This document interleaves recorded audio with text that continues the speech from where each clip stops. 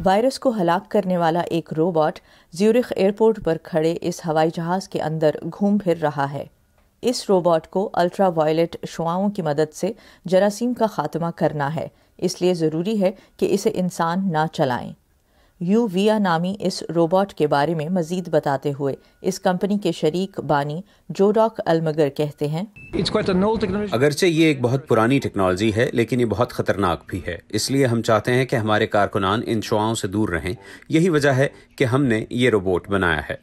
Ultra violet یا بالائے بنفشی شعاؤں کی تابکاری انسانوں میں کینسر کا باعث بن سکتی ہے، لیکن یوویا کے بانی کہتے ہیں کہ خود کار روبوٹ کے ذریعے استعمال کی جانے والی دہائیوں پرانی UVC ٹیکنالوجی کا فائدہ یہ ہے کہ اس سے کورونا کے وائرس کو ہلاک کیا جا سکتا ہے۔ جوڈاک المگر کہتے ہیں کہ شعاؤں کے ذریعے جہاز کو جراثیم سے صاف کرنے کا طریقہ صفائی کے دوسرے متبادل طریقوں سے زیادہ محفوظ ہے۔ UVC اپنے پیچھے کوئی ذرات یا کیمیکلز نہیں چھوڑتا، اس لیے مسافر کے لیے یہ جاننا بہت ضروری ہے کہ وہ محفوظ جگہ پر ہے جہاں سیٹوں پر یا کہیں اور کوئی کیمیائی باقیات لگی نہیں رہ گئیں۔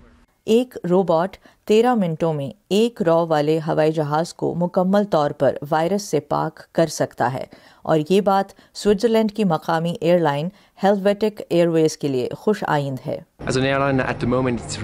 ایک ایئر لائن ہونے کے ناطے اس وقت یہ بہت ضروری ہے کہ ہم ہوائی سفر پر اعتماد کو بحال کریں۔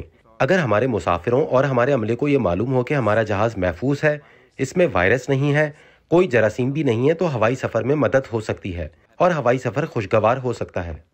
امریکہ کی فوڈ اینڈ ڈرگ ایڈمنسٹریشن کا کہنا ہے کہ UVC تابکاری ہوا، پانی اور غیر مسامدار سطحوں پر موجود جراثیم کو مارنے کے لیے جانی جاتی ہے، لیکن گرد جیسی سادہ سی چیز بھی اس کے راستے کی رکاوٹ بن سکتی ہے۔